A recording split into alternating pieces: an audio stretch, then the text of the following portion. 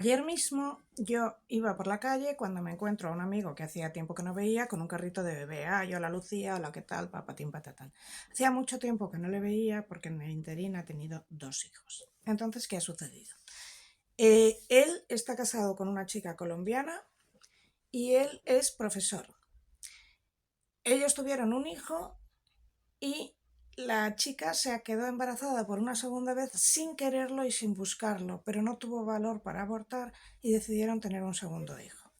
Ella trabaja en marketing de una compañía y cobra 2.200 euros. Él es profesor y cobra 1.800. Es decir, entre los dos cobran 4.000 euros. Pues no les da para vivir. ¿Cómo que no les da para vivir? Vamos a explicarlo. Alquiler en esta zona, y menos mal que han encontrado alquiler, porque normalmente no encuentras un piso debido a las leyes de vivienda que hacen que los propietarios retiren los pisos para que no se los roben. Vamos a dejar claro que las leyes de vivienda fomentan la ocupación y la inquiocupación, que es un robo al propietario y que no solo le quitan la casa, es que le obligan a pagar los suministros, el IBI, la luz, el agua a quien se haya quedado dentro y que además le pueden destrozar la casa. Bueno, pues por eso no hay alquileres. Ellos han encontrado un alquiler, 1.800 euros. Él trabaja en un colegio, va andando, vuelve andando, pero su mujer trabaja en una empresa y la red de cercanías de Madrid está destrozada. Nadie se puede fiar de ir al trabajo en tren, pero incluso si fuera en tren luego tendría que ir andando. Es decir, que ella tiene que coger un coche. El coche, ¿sabéis a qué precio está la gasolina? Pues el coche primero hay que pagar la gasolina. A 30 días salir a San Sebastián de los Reyes desde el centro de Madrid, yo creo que de 400 euros no baja. Después está la luz y el agua. Por mucho, en esta casa vivimos dos personas, las facturas son 200 euros y te juro que yo soy una histérica de no dejar una luz encendida así me maten, porque la luz subió el viernes y está, no recuerdo a cuánto el kilovatio, creo que a 135 euros el kilovatio, ¿vale? Porque la luz subió el viernes y cuando estaba a 40 euros el kilovatio podemos liándola hablando de pobreza energética. Ahora callaos como perras, porque como, ay, el gobierno era suyo, seguimos. Tienen que pagar luz, tienen que pagar agua, tienen que pagar, eh, ¿cómo se dice? Luz, agua, alquiler. Tienen que pagar coche, tienen que pagar parking porque esta zona es tremendamente peligrosa y no puedes dejar un coche en la calle. O sea, no hay ninguna garantía si lo dejas. Tienen que pagar colegio del niño, porque en esta zona apenas quedan plazas de colegios. Y segundo, la educación española, que solía ser buena, ha caído así. Somos los últimos en el informe PISA y nadie se atreve ya a llevar a sus hijos a un colegio público si puede llevarlo a uno privado, pero menos en esta zona. ¿Por qué? Porque tu hijo va a estar con un montón de gente que viene de no sé dónde y que no sabe ni hablar castellano, con lo cual el nivel por sistema va a bajar y por eso hemos bajado en el informe PISA de esa manera. Que no lo digo yo, que lo dijeron los de Esquerra Republicana, que se supone que son de izquierdas, para que no me llaméis fascista, ¿eh? Seguimos. Ellos tienen que pagar alquiler, comida, que os recuerdo que la inflación ha sido un despropósito, que ahora mismo cualquier cosa, cualquier alimento básico te vale 3 veces más que hace 8 años, 3 veces más. El arroz exactamente está 3 veces más, porque valía 0,60 y ahora vale 1,80, 6 por 3, 18. Vale. Ellos tienen que pagar comida, luz y agua, alquiler, el coche de ella, la gasolina de ella, el parking, el colegio del niño pequeño, digo del niño mayor y la guardería del niño pequeño. Imposible, con 4.000 euros no llegan. Tienen que pedir a los padres.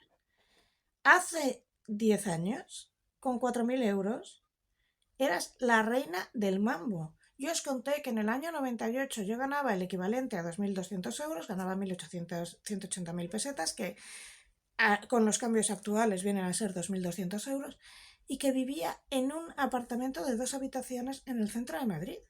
Y vivía sola, como una reina. Bueno, como esto ha ido sucediendo muy despacio, no lo hemos ido viendo, pero aquí no se puede en España tener hijos. De hecho, se ha creado esa categoría de los perrijos, que toda la gente tiene un perro porque no se puede permitir tener un hijo.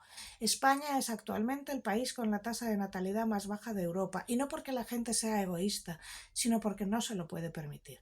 Si dos personas que tienen dos buenos trabajos y trabajos fijos están dependiendo de los padres para poder mantener a sus hijos, dime tú otras que no lo fueran, ¿vale? Datos. Las mascotas superan a los niños, el gran cambio en los hogares españoles. La tendencia se va a consolidar, dice una experta. En 2023 había 10 millones, casi 11 millones de perros y 1 millón de gatos censados. Y 1 millón de niños de entre 0 y 4 años. En 2023 hay 10 perros por cada niño. No, hay 1 millón, hay casi 2 millones de niños. Voy a dar los datos exactos. 10.165.498 perros, 967.834 gatos y 1.786.406 niños, lo cual nos hace deducir así, a bote pronto, que hay 9 perros por niño. Estos son datos y no relato. De la misma forma que sucedió en Argentina y en Venezuela, en España la clase media está dejando de existir. La media está dejando de existir porque no solo tiene que ver con recursos materiales, con esos ingresos que te permitan mantener a 2 niños, sino también con una percepción de confianza en el futuro y de sensación de estabilidad y seguridad que ya no tenemos. Es decir, estas 2 personas tienen a 2 hijos porque tienen 2 trabajos fijos, pero si tu trabajo no fuera fijo y temieras que te echaran mañana, no te atreverías a tener hijo.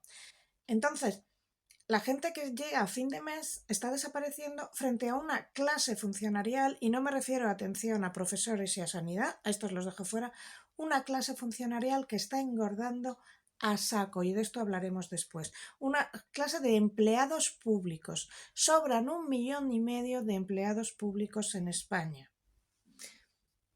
Hay una frase que he apuntado de Christophe Guilly, que es un ensayista francés, que dice: la desaparición de la clase media occidental supone un periodo caótico en el que todo lo propio de la comunidad, desde el estado de bienestar a los valores compartidos, se va desmantelando.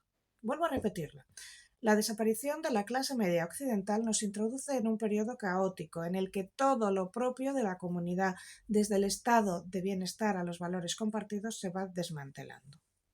Ahora vamos a hablar de estos administradores públicos, esta casta funcionarial, y no me refiero a profesores y a médicos, ni a profesiones sanitarias. Porque cuando te dicen tus impuestos van en salud y educación, piénsatelo. Vamos a ver David Sánchez. David Sánchez, hermano del presidente.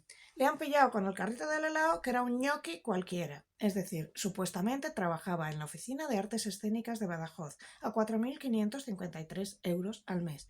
Ni siquiera sabía dónde estaba la susodicha oficina. La susodicha oficina no existía. Él tenía un currículum que no tenía ningún sentido como director de esto, porque era un chico que había acabado ICADE porque su familia tiene mucho dinero, un pijo de serrano cualquiera, cosa que siempre han intentado ocultar sobre Pedro Sánchez.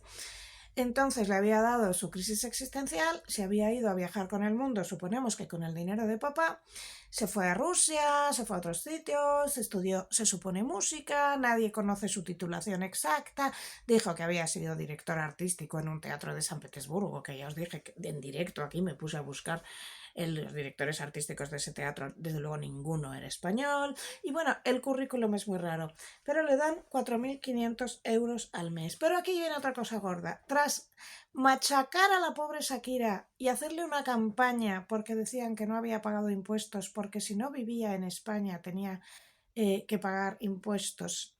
Bueno, una cosa, es decir, ella vivía fuera de España. Ella vivía fuera de España y declaró fuera de España. Y le dijeron que tenía que declarar aquí. Y la volvieron loca y al final abandonó España. Bueno, este señor vivía fuera de España, en Badajoz. Se suponía que trabajaba aquí, tenía que declarar aquí, pero es que es el hermano del presidente. Entonces, donde dijeron Diego, dicen Diego. Resulta que ahora que le han dejado declarar en Badajoz, digo, en Portugal. Aunque supuestamente tenía un trabajo funcionarial en Badajoz. Tócate los cojones. Cuando hablamos del caso David Sánchez, todo el mundo conoce un caso parecido de alguien al que le han colado en algún sitio, que está cobrando una pasta sin hacer nada, y da igual que sea porque era hermano del primo del PSOE o hermano del primo del PP. cuando hablamos del caso Nevenka, que ha sido tan famoso porque ha habido una película, se nos olvida decir que a Nevenka la colocaron allí sin la más mínima experiencia nunca porque le había gustado al tipo que se la lió. Es decir, nos presentan a Nevenka como una gran heroína que se enfrentó al PP. Yo no dudo que este hombre la acosó. Además, ha estado probado, yo no me quejo. O sea, es decir, se le condenó al alcalde por acosarla.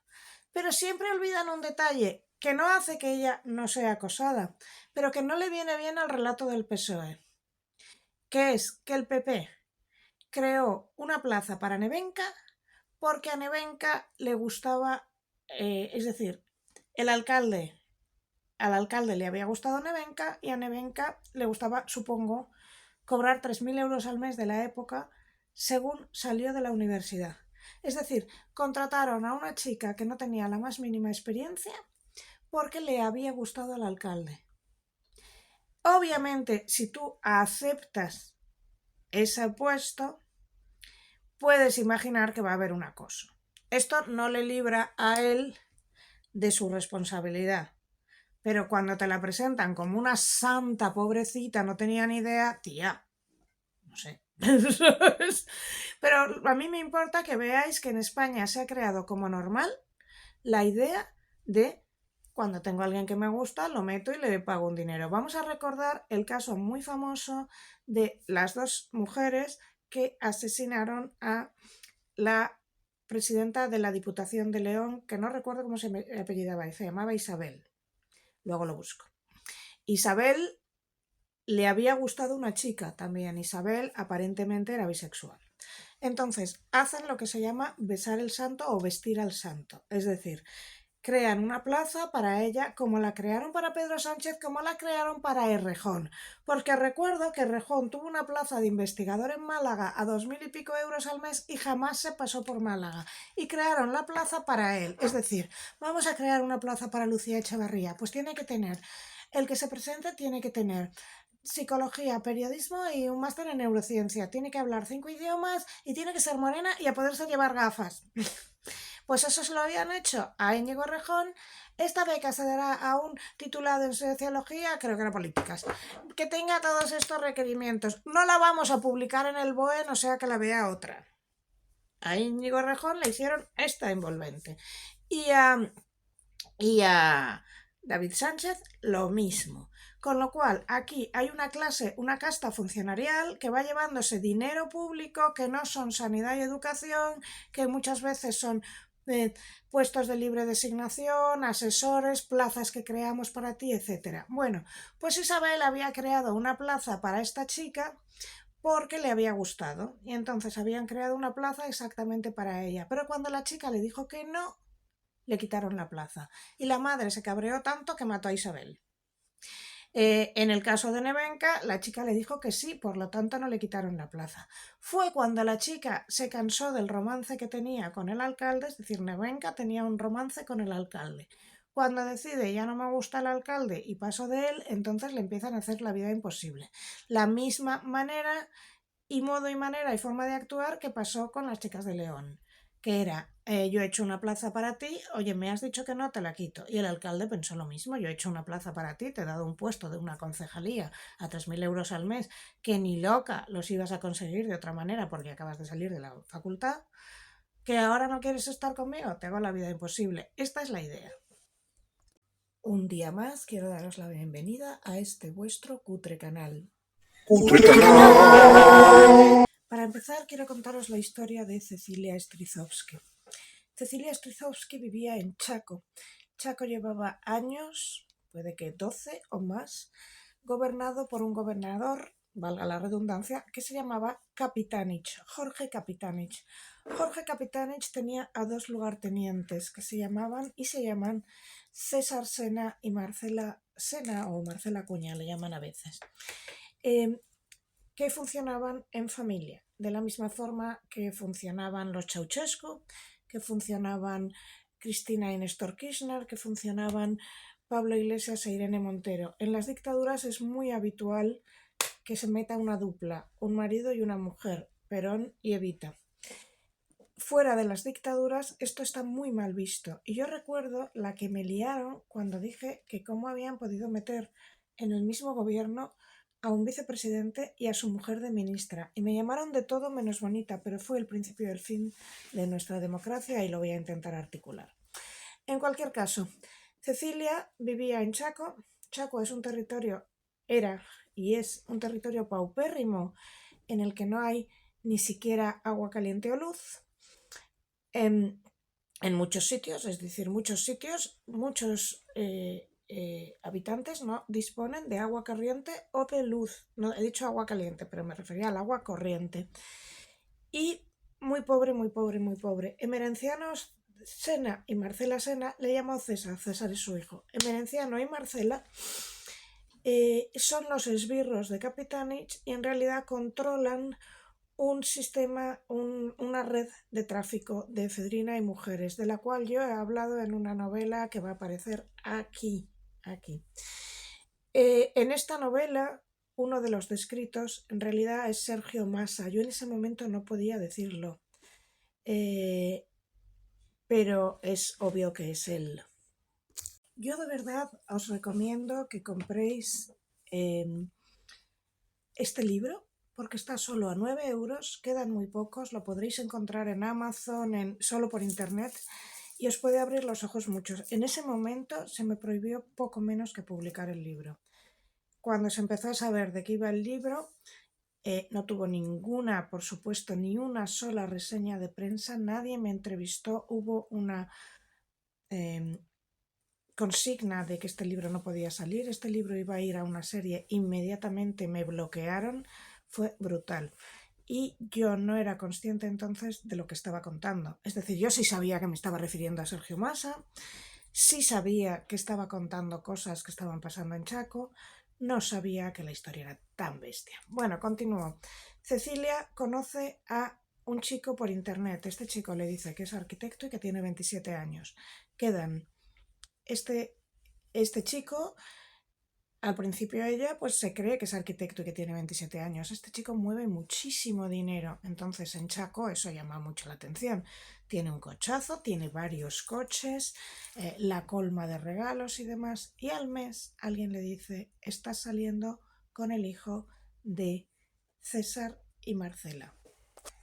Como hemos dicho, Capitanich era el gobernador, pero tenía estos dos, Emerenciano y Marcela, que trabajaban para él y que se presentaban en listas juntos por el partido kirchnerista. Entonces, que no recuerdo cómo se llamaba entonces, pero vamos, con la lista del gobernador kirchnerista. Entonces, el problema es que estos dos señores eran bien sabido por todo Chaco que movían droga. Esto yo lo he contado en mi libro, que había una enorme red global de trata de mujeres, de trata de menores y de trata de droga. Entonces, ¿qué hacían Emerenciano y Marcela? Construían bloques, igual que hacía Pablo Escobar en su día, es decir, construían urbanizaciones para familias pobres que eso les costaba nada, porque con el dinero que hacían con toda la droga, esto era nada. Les regalaban una casita, agua, comida, hacían como las viviendas sociales Emerenciano y Marcela y se constituían en esos políticos que ayudaban al pueblo. Pues bien, si recordáis Pablo Escobar, quizá no lo recordéis, claro, fue hace muchos años, pero si habéis visto la serie Narcos, al menos sabréis quién es Pablo Escobar. Pablo Escobar fue el mayor narco de Colombia. Y lo que Pablo Escobar hacía era... ¿Por qué habré dicho yo escolar? ¿Por qué este lapsus lingüe? No lo sé. Bueno, lo que Pablo Escolar... He vuelto a decir escolar.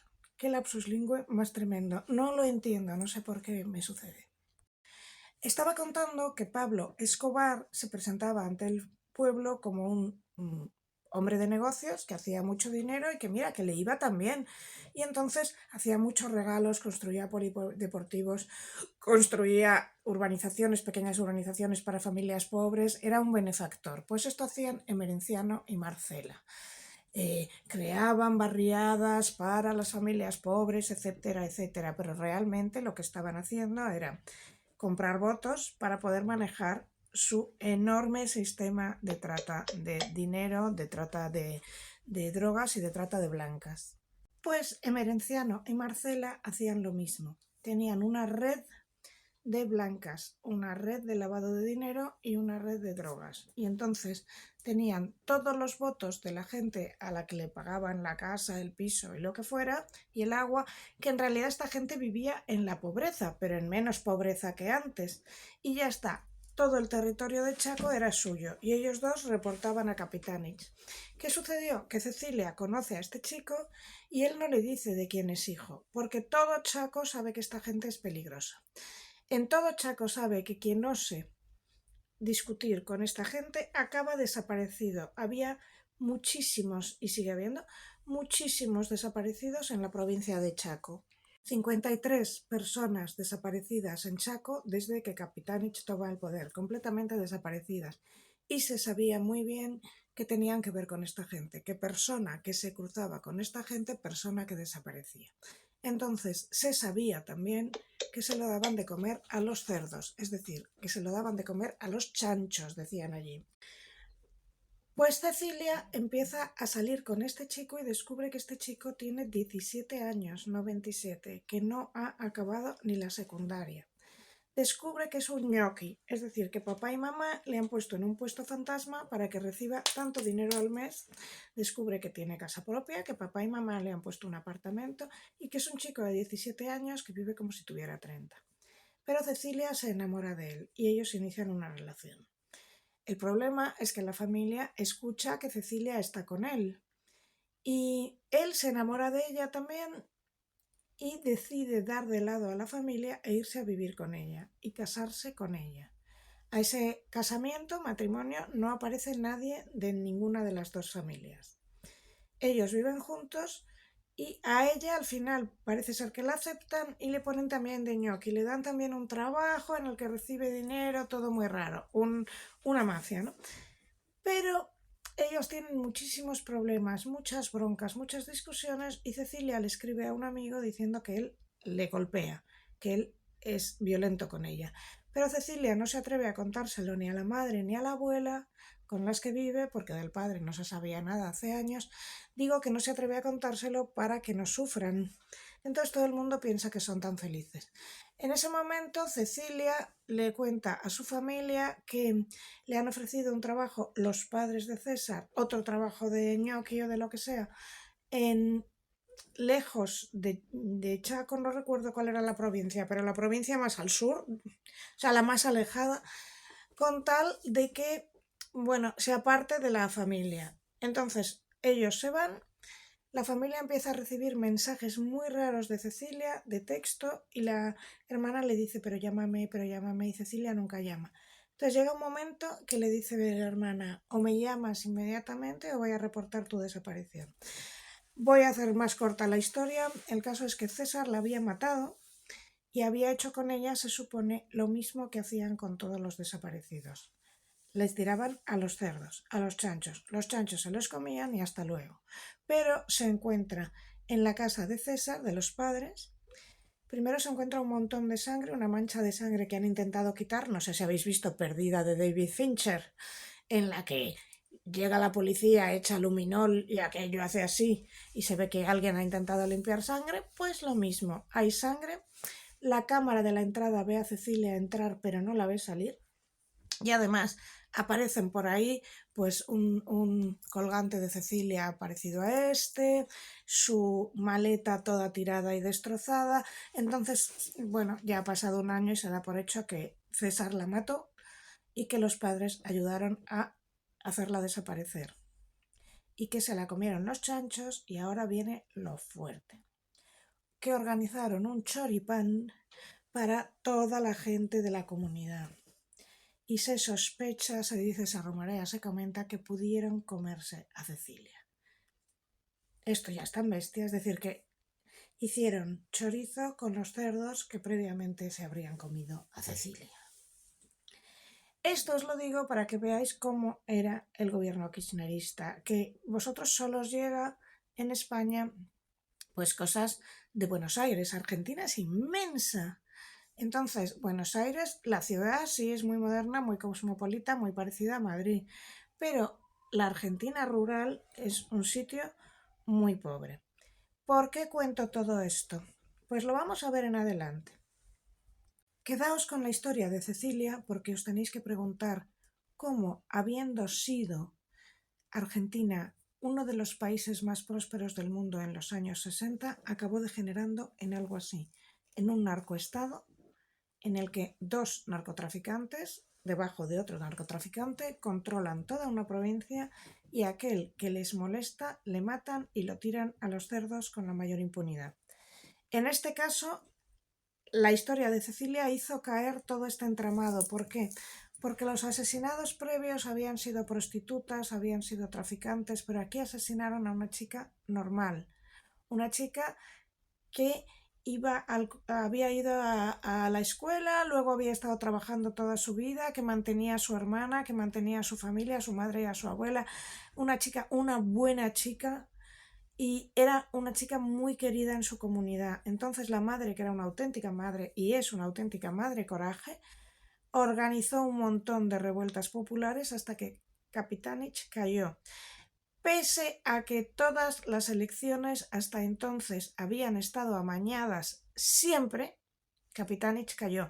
Un detalle es que Cecilia se había casado con César. Bueno, pues la madre descubrió que cuando Cecilia fallece y empiezan las investigaciones, que habían borrado ese matrimonio, que habían firmado un acta de divorcio falsa y que los padres de César habían divorciado a César de Cecilia fraudulentamente.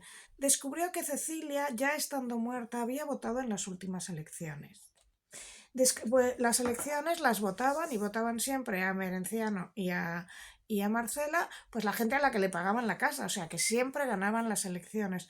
Pero esta historia fue tan bestia que ganó las elecciones otra persona y así empezó a caer el kirchnerismo y así se inició una fichas de dominó que se van tirando para otra, una reacción en cadena que hizo que ganara Milei, entre otras razones, por supuesto, no es la única, pero para mí hay un antes y un después del caso de Cecilia.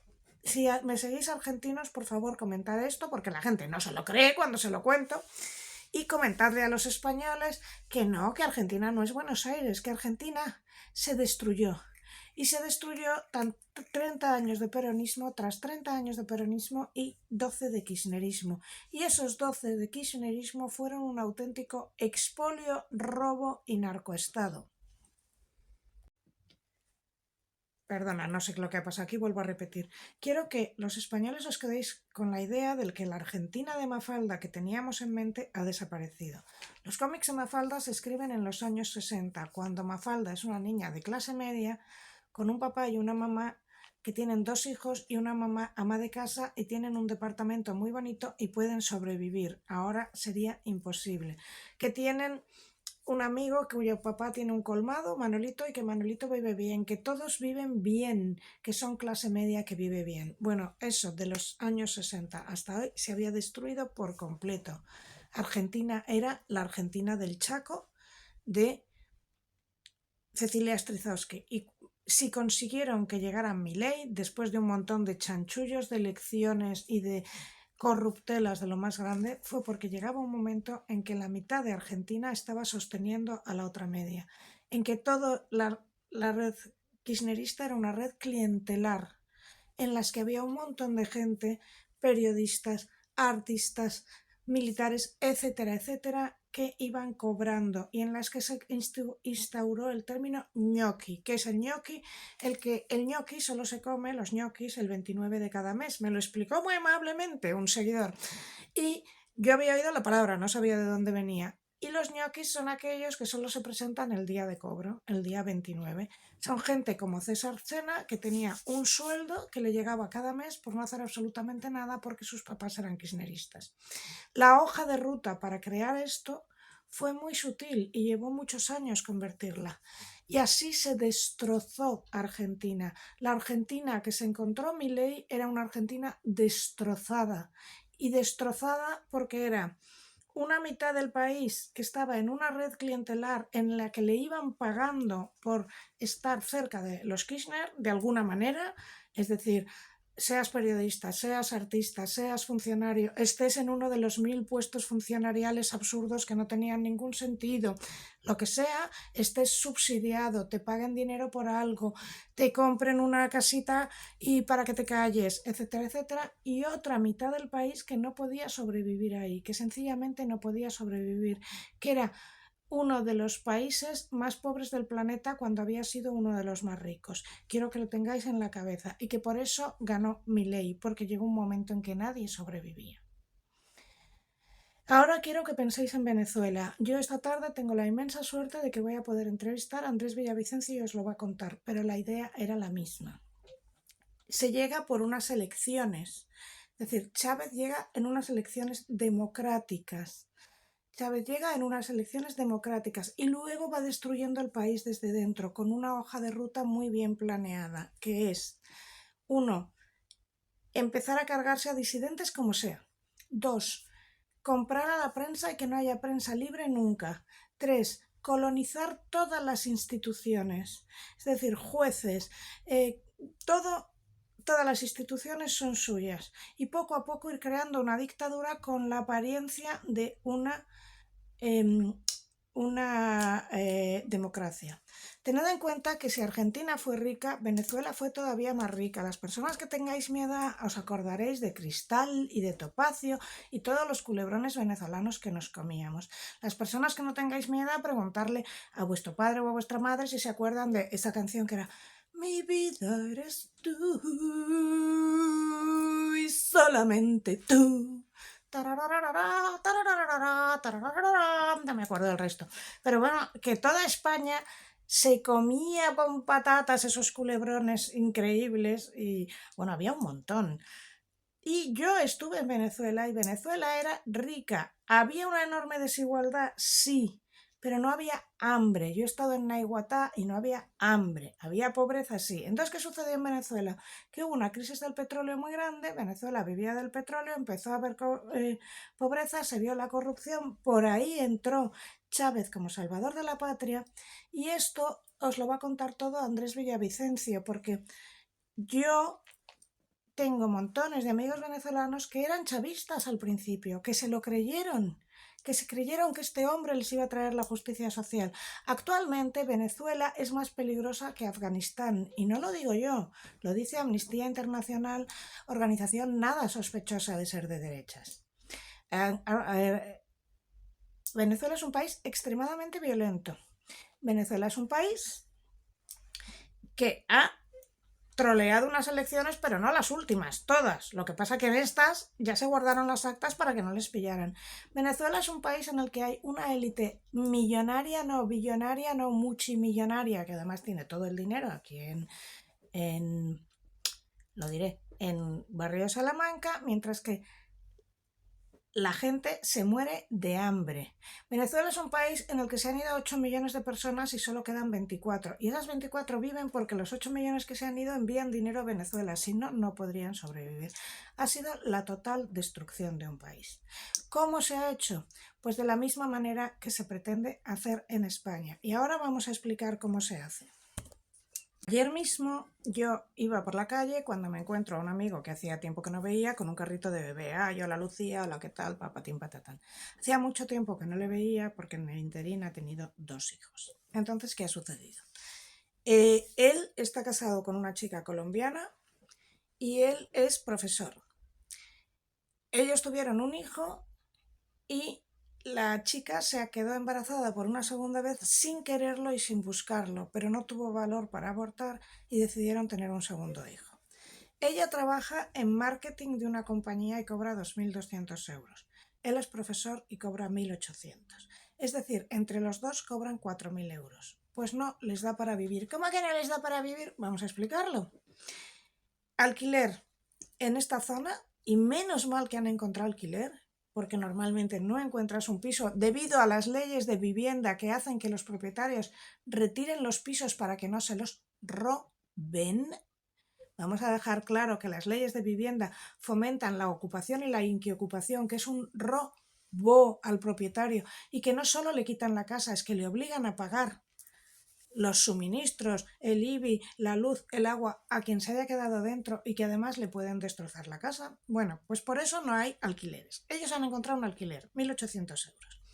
Él trabaja en un colegio, van dando, vuelven dando, pero su mujer trabaja en una empresa y la red de cercanías de Madrid está destrozada. Nadie se puede fiar de ir al trabajo en tren, pero incluso si fuera en tren luego tendría que ir andando. Es decir, que ella tiene que coger un coche. El coche, ¿sabéis a qué precio está la gasolina? Pues el coche primero hay que pagar la gasolina. A 30 días salir a San Sebastián de los Reyes desde el centro de Madrid, yo creo que de 400 euros no baja. Después está la luz y el agua. Por mucho, en esta casa vivimos 2 personas, las facturas son 200 euros y te juro que yo soy una histérica de no dejar una luz encendida así me maten, porque la luz subió el viernes y está, no recuerdo a cuánto el kilovatio, creo que a 135 euros el kilovatio, ¿vale? Porque la luz subió el viernes y cuando estaba a 40 euros al kilovatio Podemos liándola hablando de pobreza energética. Ahora callaos como perras, porque como ay, el gobierno era suyo, seguimos. Tienen que pagar luz, tienen que pagar agua, tienen que pagar, ¿cómo se dice? Luz, agua, alquiler. Tienen que pagar coche, tienen que pagar parking porque esta zona es tremendamente peligrosa y no puedes dejar un coche en la calle. O sea, no hay ninguna garantía si lo dejas. Tienen que pagar colegio del niño, porque en esta zona apenas quedan plazas de colegios. Y segundo, la educación española, que solía ser buena, ha caído así.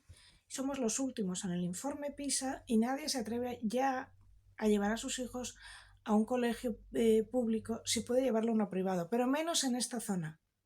¿Por qué? Porque tu hijo va a estar con un montón de gente que viene de no sé dónde y que no sabe ni hablar castellano, con lo cual el nivel por sistema va a bajar y por eso hemos bajado en el informe PISA de esa manera. Que no lo digo yo, que lo dijeron los de Esquerra Republicana, que se supone que son de izquierdas, para que no me llaméis fascista, ¿eh? Seguimos.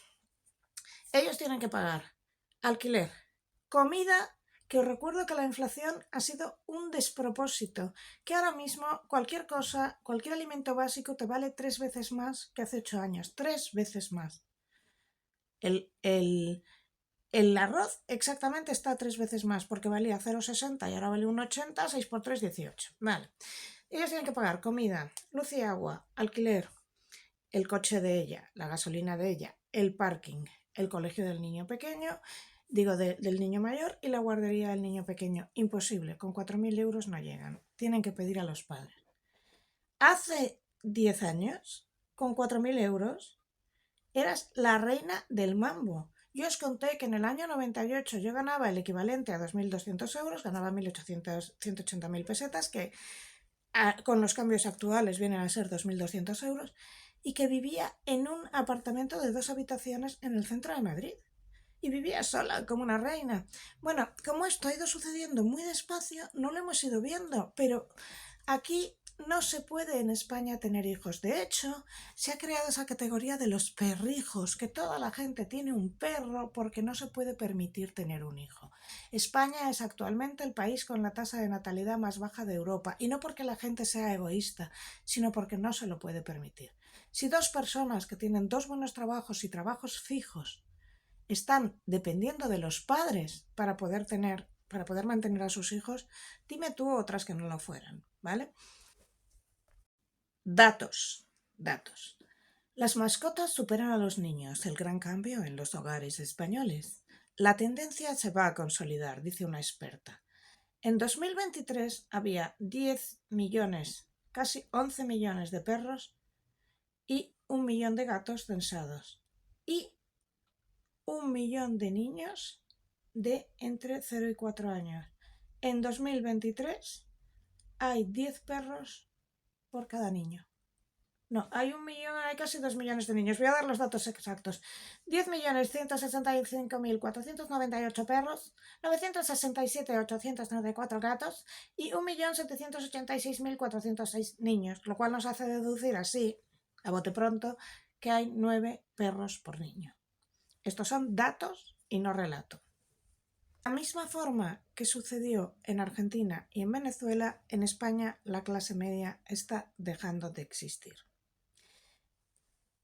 La media está dejando de existir porque no solo tiene que ver con recursos materiales, con esos ingresos que te permitan mantener a 2 niños, sino también con una percepción de confianza en el futuro y de sensación de estabilidad y seguridad que ya no tenemos.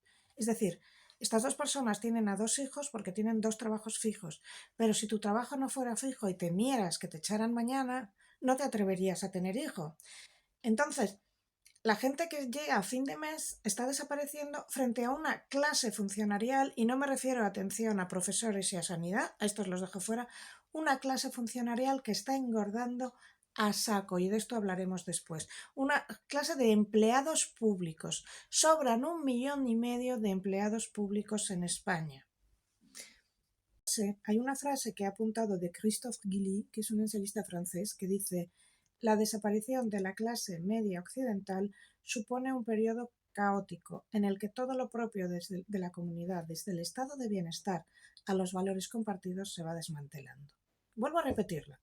La desaparición de la clase media occidental nos introduce en un periodo caótico en el que todo lo propio de la comunidad, desde el estado de bienestar a los valores compartidos, se va desmantelando. Ahora vamos a hablar de estos administradores públicos, esta casta funcionarial, y no me refiero a profesores y a médicos, ni a profesiones sanitarias, porque cuando te dicen tus impuestos van en salud y educación, piénsatelo. Vamos a ver David Sánchez. David Sánchez, hermano del presidente.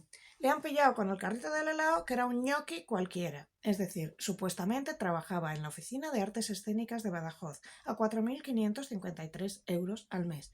Ni siquiera sabía dónde estaba la susodicha oficina. La susodicha oficina no existía. Él tenía un currículum que no tenía ningún sentido como director de esto, porque era un chico que había acabado ICADE porque su familia tiene mucho dinero, un pijo de serrano cualquiera, cosa que siempre han intentado ocultar sobre Pedro Sánchez.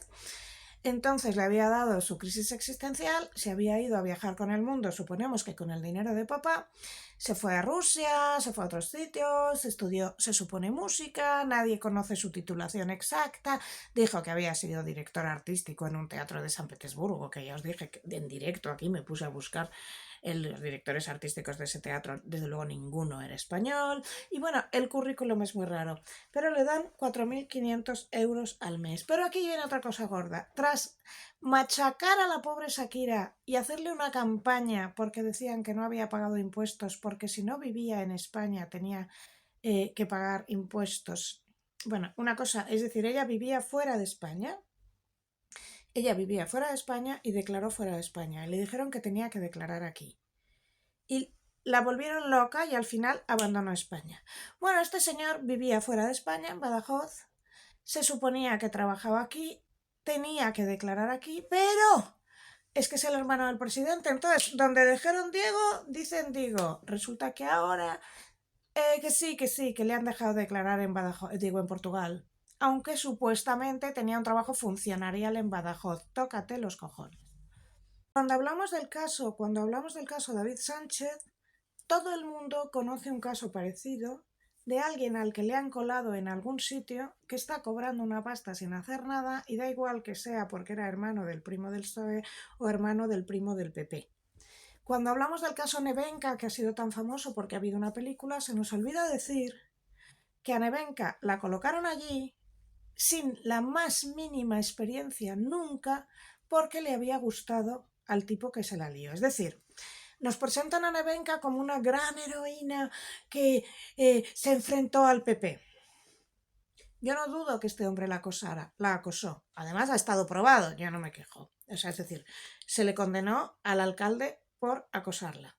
Pero siempre olvidan un detalle que no hace que ella no sea acosada, pero que no le viene bien al relato del PSOE, que es que el PP creó una plaza para Nevenka porque a Nevenka le gustaba, es decir, al alcalde le había gustado Nevenka y a Nevenka le gustaba, supongo, cobrar 3.000 euros al mes de la época según salió de la universidad. Es decir, contrataron a una chica que no tenía la más mínima experiencia porque le había gustado al alcalde. Obviamente, si tú aceptas ese puesto, puedes imaginar que va a haber un acoso. Esto no le libra a él de su responsabilidad. Pero cuando te la presentan como una santa pobrecita, no tenía ni idea, tía, no sé. Pero a mí me importa que veáis que en España se ha creado como normal la idea de cuando tengo a alguien que me gusta, lo meto y le pago un dinero. Vamos a recordar el caso muy famoso de las dos mujeres que asesinaron a la presidenta de la Diputación de León, que no recuerdo cómo se apellidaba, se llamaba Isabel. Luego lo busco. Isabel le había gustado una chica también. Isabel aparentemente era bisexual. Entonces, hacen lo que se llama besar el santo o vestir al santo. Es decir, crean una plaza para ella como la crearon para Pedro Sánchez, como la crearon para Errejón. Porque recuerdo que Errejón tuvo una plaza de investigador en Málaga a 2000 y pico euros al mes y jamás se pasó por Málaga. Y crearon la plaza para él. Es decir, vamos a crear una plaza para Lucía Echevarría. Pues tiene que tener, el que se presente tiene que tener psicología, periodismo y un máster en neurociencia. Tiene que hablar 5 idiomas y tiene que ser morena y a poderse llevar gafas. Pues eso se lo habían hecho a Íñigo Errejón. Esta beca se dará a un titulado en sociología, creo que era políticas, que tenga todos estos requerimientos. No la vamos a publicar en el BOE, no sea que la vea otra. A Íñigo Errejón le hicieron esta envolvente. Y a David Sánchez lo mismo. Con lo cual, aquí hay una clase, una casta funcionarial que va llevándose dinero público que no son sanidad y educación, que muchas veces son puestos de libre designación, asesores, plazas que creamos para ti, etc. Bueno, pues Isabel había creado una plaza para esta chica porque le había gustado y entonces habían creado una plaza exactamente para ella. Pero cuando la chica le dijo que no, le quitaron la plaza. Y la madre se cabreó tanto que mató a Isabel. En el caso de Nevenka, la chica le dijo que sí, por lo tanto no le quitaron la plaza. Fue cuando la chica se cansó del romance que tenía con el alcalde, es decir, Nevenka tenía un romance con el alcalde. Cuando decide ya no me gusta el alcalde y paso de él, entonces le empiezan a hacer la vida imposible. La misma manera y modo y manera y forma de actuar que pasó con las chicas de León, que era, yo he hecho una plaza para ti, oye, me has dicho que no, te la quito. Y el alcalde pensó lo mismo, yo he hecho una plaza para ti, te he dado un puesto de una concejalía a 3000 euros al mes, que ni loca los ibas a conseguir de otra manera porque acabas de salir de la facultad, que ahora no quieres estar conmigo, te hago la vida imposible. Esta es la idea. Es decir, quiero recordaros que cuando llega Chávez al poder, es cierto que Es decir, quiero recordaros que cuando llega Chávez al poder, es cierto que... Quiero recordaros que cuando llega Chávez al poder, es cierto que hay pobreza y hay corrupción. Quiero recordaros que cuando llega Cristina al poder, es cierto que hay pobreza y hay corrupción cuando llega el kirchnerismo. Pero lo que hacen es entrar a saco en un sitio en el que hay pobreza y corrupción, erigirse como los salvadores y acabar de destrozarlo todo. Esto es lo que está pasando en España. Es decir, Podemos entra en escena en su momento, hace ya, yo creo que vamos por los casi 15 años. Vamos casi por los 15 años, 14, porque la acampada del 11M fue el 2011. En aquel momento hay alguien que capitaliza todo este sentir ciudadano, que es Podemos, que se funda en el 2014, pero hay que hablar de dos cosas. Primero, a los señores de Podemos, yo no les vi nunca en las asambleas acampadas y demás. Yo vivo en Lavapiés y vivía en la zona más chunga, ahora vivo en un poco más burguesa, tengo que decirlo, y estaba todo el día en las casas ocupadas y en las acampadas. ¿Por qué? Porque yo era periodista y me interesaba, y como no tenía más que bajar, pues he estado en un montón de asambleas de casas ocupadas, de círculos y demás. Nunca vi a esta gente, las vi después. Ellos capitalizaron este sentir. Toda esta gente había ido a Cuba, a Argentina y a Venezuela previamente, donde les habían formado. Roberto Vaquero cuenta muy bien, y me gustaría, por favor, en comentarios, enlazado a Roberto Vaquero y decirle, mira este vídeo, porque Roberto Vaquero cuenta muy bien como a él le invitaron a una gira por Cuba con los gastos pagados con la intención de captarte. Estas giras que se hacían, que te invitaban a Cuba, a Venezuela, Argentina, con gastos pagados para enseñarte el país, era una forma de captación. A mí me invitaron y yo rechacé. Yo rechacé no porque sea muy lista, sino porque alguien cercano me dijo no te la juegues, no se te ocurra. Entonces el truco era, invitaban a gente joven, les captaban, si les veían lo suficientemente, digamos, es que no se me ocurre otra palabra, con los rasgos psicopáticos suficientes, entonces les entrenaban. Y a esta gente les invitaron, Roberto Vaquero dijo que no, pero otra gente dice que sí. Yo tengo un ex amigo al que le han captado de esa manera. Y ahora está en Cuba, ahora hizo el viaje a Irán, ahora ha hecho el viaje a Cuba y viene diciendo maravillas, es que no sabéis, es un país maravilloso. Yo flipo. Porque cualquier persona cubana que tengáis que ha venido aquí huyendo os cuenta que su familia se está muriendo de hambre y que vive de lo que él manda y que están desesperados. Vale, pues entonces captan a esta gente y les entrenan. Les entrenan para la hoja de ruta, que es la siguiente. ¿Qué es lo que ha hecho Podemos cuando entró? Voy a subir a la perra porque está aquí abajo diciendo ¿cómo es? Que no me haces caso y si no, no puedo seguir porque ella no me deja vivir. No me deja vivir, se sienta y mira y me hace la vida imposible. Entonces seguimos con ella. Pobrecita ella. ¿Veis? Es que me quiere mucho y no entiende por qué. Estoy todo el rato mirando a la cámara y a ella no la miro. Vale, pues hablábamos. Podemos inicia una hoja de ruta que es primero capitalizar el descontento social. Ellos no montaron el 11M, lo montó otra gente, pero ellos decidieron capitalizar ese descontento y erigirse como los salvadores, que iban a acabar con la casta, porque había una casta que nos estaba hundiendo. ¿Había una casta? Sí. ¿Hay una casta funcionarial? Sí. Lleva España desde hace muchos años pagando a funcionarios o pagando favores, o sabemos que solo entras a determinadas partes de la vida si ¿eres del PP o del PSOE? Sí, por supuesto. Entonces ellos hablan de la casta y que van a acabar con la casta. Primero dicen, vamos a acabar con el régimen del 78. Esto es muy importante porque te hacen pensar que el Estado español es corrupto per se. No lo es. La Constitución del 78 es una de las mejores del mundo, pero ellos te van comiendo el tarro porque no se te ocurre que tú te vas a leer la Constitución o que tengas los suficientes conocimientos en derecho para entender que es una muy buena Constitución. Luego te hacen pensar que hay una casta que te está explotando, que en parte es verdad. Vale. Luego ellos se presentan como los salvadores. Y luego empiezan a ir destrozando, polarizando, creando conflicto, porque esa es la hoja de ruta. Y la hoja de ruta es la siguiente. Primero, te cargas el cuarto poder, te cargas la prensa. Ahora mismo en España no hay prensa libre. O es del factor A o es del factor B. Cualquiera que diga otra cosa entre medias no vive. Pero la poca prensa, que es un poco independiente, por ejemplo de Objective, van a matarla. Quitarles la financiación, no dejarles vivir, acosarles como me hicieron a mí, acosar a cualquiera que se atreva a alzar la voz y decir esto está yendo mal. Entonces vamos a explicar, ellos se presentan como socialdemócratas, entran diciendo que son socialdemócratas y vamos a ver que aquí hubo dos frentes, primero los de Podemos y segundo Zapatero.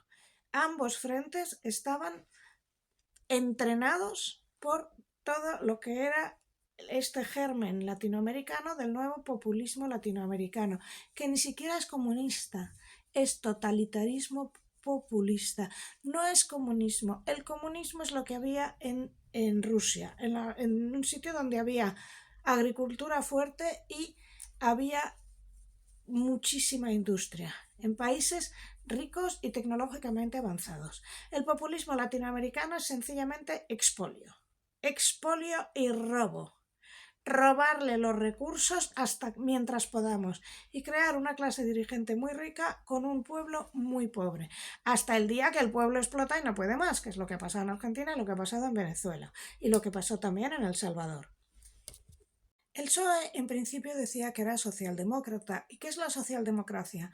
La socialdemocracia es una ideología política, social y económica que busca apoyar las intervenciones estatales, tanto económicas como sociales, para promover mayor equidad económica e igualdad social en el marco de una economía capitalista, que implica un compromiso con la democracia representativa y con el estado de bienestar. Entonces nos vamos nosotros y nos creemos que es que nos van a traer socialdemocracia. Y aquí hay algo muy importante. El Estado tiene que estar siempre por encima de los gobiernos. El Estado lo constituimos todos y los partidos políticos representan facciones diferentes que se tienen que poner de acuerdo. Esto es la base de una democracia. Cuando un partido del color que sea te empieza a decir que los otros son fascistas o que los otros son lo que sea, cuando se crea esta bronca y no se cree que hay un Estado que tiene que estar por encima de los dos partidos o de los que sean, empiezas a destruir la democracia, porque la democracia parte de la idea de que todos pueden convivir dentro de un mismo Estado. Por lo tanto, esta diferenciación izquierda-derecha está muy pensada para acabar, si se polariza a estos extremos, si se polariza a estos extremos en los cuales te llaman fascista en cuanto no le bailas el agua, está pensada para acabar con la democracia y empezar a meter dictaduras. Por eso yo creo que es muy importante que no os dejéis de amar facha, que no digáis que sois el team facha, que no digáis que sois fachosfera, porque no lo soy. Yo no lo soy. Y yo tengo el orgullo de venir de familia antifranquista, cosa que la gran mayoría de esta gente no puede decir. Que Urtasun es nieto de franquista, que Mónica García es, a lo que parece, nieta también, porque si no, no le hubieran dado la concesión de Camorritos, y que aquí todos vienen de familias muy altas en el poder. Véase la chica esta de Más Madrid, que es la sobrina del varón, ¿cómo se llama? Bueno, Lois se hace llamar ella cuando, bueno, es la sobrina de un varón que tiene una casa aquí increíble. Y son normalmente gente de mucho dinero, y hablé ayer de que tienen complejo de redentor, ¿vale? Entonces, cuando entra esta gente empieza diciendo que van a instaurar la socialdemocracia y que van a acabar con la corrupción. Corrupción hay. Esto no se le puede negar, pero ellos van a acabar con el Estado y crear otro Estado diferente. Cuando se coloniza el Estado, entonces se acaba la democracia. El Estado tiene que estar siempre por encima de los gobiernos. Ahora vamos a ver que lo primero es que llegan los de Podemos, empiezan a hacerte dudar del régimen del 78, te hacen creer que todo eso era corrupto y que se necesita un Estado fuerte y nuevo. Y entonces ya crean el germen para que entre lo peor, que es el hackeo de la socialdemocracia. El partido que presuntamente era socialdemócrata empieza a funcionar como una dictadura. Vamos a verlo. ¿Qué hace Pedro Sánchez? Declara 2 estados de alarma inconstitucionales. Cierra el Congreso para evitar la fiscalización de la labor de su gobierno en pandemia. Se inventa un comité de expertos. Deroga delitos para aprobar los presupuestos. Deroga delitos de malversación y de sedición. El del sedición todavía podría estar yo de acuerdo porque, bueno, era una cosa un poco traída por los pelos, pero malversación, es decir, tú puedes robar el dinero de los impuestos de tus ciudadanos y luego, es que mira, es que no era para mí, era para un amigo. Asaltó el Tribunal Constitucional. El Tribunal Constitucional ya es tribunal del gobierno y no del Estado. Coloca en el Tribunal Constitucional a ministros y altos cargos de su gobierno y empieza a colonizar instituciones que deberían ser del Estado y que ahora son del gobierno. El Centro de Investigaciones Sociológicas, el Centro Nacional de Investigación, el CNI, es decir, tu CIA, tu seguridad, Radio Televisión Española, pagado con los gobiernos de todos, el Instituto Nacional de Estadística, el Banco de España, la Fiscalía General del Estado, el Consejo General del Poder Judicial, EFE, que también la pagas tú, el Constitucional, el BOE, el Banco de España, ya lo hemos dicho, la Comisión Nacional del Mercado de Valores, INDRA, el CNI, el CIS, ya lo hemos dicho, la SER, el Instituto Nacional de Estadística, ya lo hemos dicho, Correos, el Instituto Nacional de Estadística, ya lo hemos dicho, Correos, que está en bancarrota desde que lo cogió él, El País, Antena 3, el IBEX, el Tribunal Constitucional, ya lo habíamos dicho, la Fiscalía, el Consejo de Estado, el Tribunal de Cuentas. Navantia, Red Eléctrica, Indra, Renfe, Patrimonio. Y ayer pega un golpe sobre la mesa y se lleva Telefónica, una multinacional que pagamos entre todos y que ahora lo va a controlar él. Le falta colocar comisarios en tu bloque y ya vives en Cuba. Cuando se van colonizando instituciones que tenían que ser del Estado y que ahora son del gobierno, entonces ya estamos en una dictadura. Pero con todo lo que tiene es muy fácil, facilísimo, que pueda falsear las elecciones del 2027, tal y como hizo Maduro. Tal y como lleva haciendo Maduro tantísimos años, 20 y tantos años si yo no me equivoco. Ha ido haciendo la misma hoja de ruta que hicieron los kirchneristas y que hicieron Venezuela, y se ha hecho desde dos vías, una por Podemos y otra por Zapatero, y de ahí el paso a Sánchez. Es decir, en el PSOE decir que van a hacer una socialdemocracia y en realidad cargarse esa socialdemocracia que ellos mismos pretenden hacer, y desde Podemos creando la polarización. Para mí es muy importante que no digas esto es un partido contra otro. Debe ser un montón de ciudadanos que queramos mantener el Estado de Derecho, el Estado del bienestar y nuestra Constitución. Tiene que haber un montón de ciudadanos que digamos yo no soy fascista solo porque este señor me lo llame, y que reneguemos de esa palabra y que nos neguemos a que nos llamen fachas o fascistas. No entréis en ese juego que es peligrosísimo. Tiene que haber un montón de ciudadanos que defendamos nuestro Estado y que lo cambiemos, porque si no estaremos donde ya estamos, en un país pobre, en un país que no puede tener hijos, en un país que está sosteniendo una casta funcionarial, en un país en el que todas las instituciones que presuntamente son del Estado han sido colonizadas por el gobierno, y si no nos unimos todos, esto va a ser imposible de cambiar. Ayer Sánchez, lo siento por la perra, pero es que es muy pelma. Ayer Sánchez ya colonizó la última institución, Telefónica. Se cargó al que había y decidió meter a uno nuevo para que, cuidado, no saquen los registros telefónicos de su fiscal general del Estado y de su mujer. Yo no tengo otra forma de llamar esto que golpe de Estado. No se me ocurre otra. Esto es muy peligroso, muy peligroso, muy peligroso. Porque, repito, tienen las suficientes instituciones ya colonizadas como para que las próximas elecciones pueda pegar el pucherazo que le dé la gana. Y mientras todos estemos peleadas entre sí, tú facha, tú tal, no, PP contra Vox, Vox contra PP, PP y Vox contra los del PSOE, todos peleados, no nos vamos a unir juntos a defender nuestro Estado. Esto no va de cosas de gobiernos. El Estado siempre tiene que estar por encima del gobierno. Y bueno, ya me he tirado una hora haciendo este vídeo con una resaca mortal y las circunstancias peores posibles porque creo que es necesario saberlo. Y esta tarde, si puedo, voy a entrevistar, a ver si lo puedo colgar mañana pasado, a Andrés Villavicencio, que es un héroe nacional en Venezuela, al que tengo el orgullo y el honor de conocer, para que os cuente esta misma historia, cómo fue en Venezuela y cómo estamos trayendo Venezuela aquí. Por qué todo el grupo de Puebla quería crear este mismo sistema y exportarlo a Europa. Con esto y un bizcocho, no voy a hacer la frase tonta de siempre porque me parece que el tema es lo suficientemente serio para no tomarlos en broma.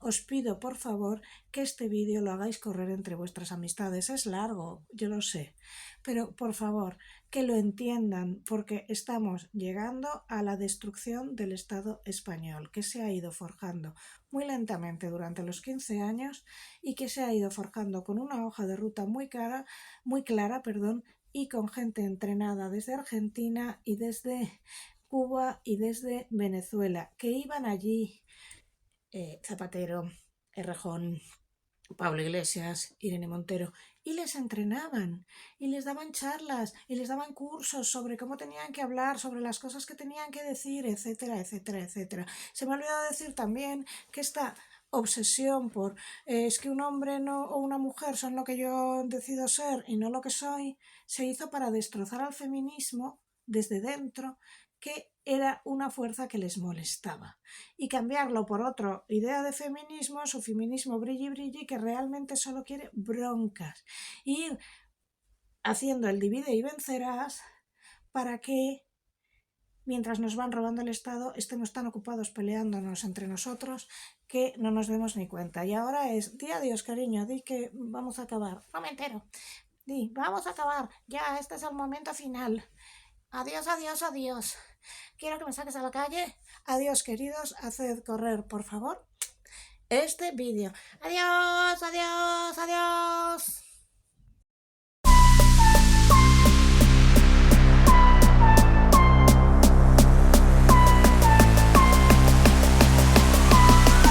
Let's go.